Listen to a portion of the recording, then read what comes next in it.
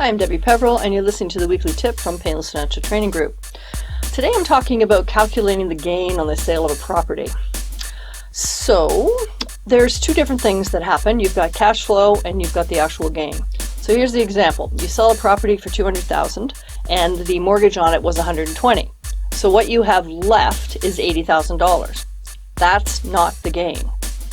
The way you calculate the gain is to compare what you sold it for to what you paid for it. So if you paid $90,000 for that property and you sold it for $200,000, well, now you have a gain that's $110,000. You also can calculate how much you have spent on the property while you've owned it and add that to your cost. So important things like maybe you put a new roof on the building, maybe you paved the parking lot, maybe you put in all new windows, maybe you did a septic, all that kind of stuff that you spent money on for the property can be added to the cost of the property so that when you compare it to what you sell it for, you have less of a gain.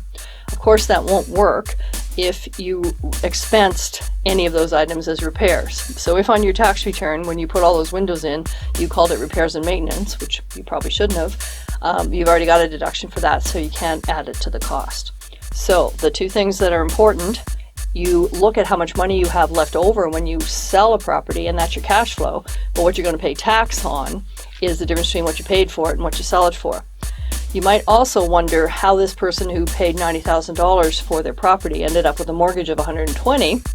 Well, that happens if you refinance the property and use the money for something else. So it is certainly possible to have a mortgage that's for a different amount than the actual cost of the property.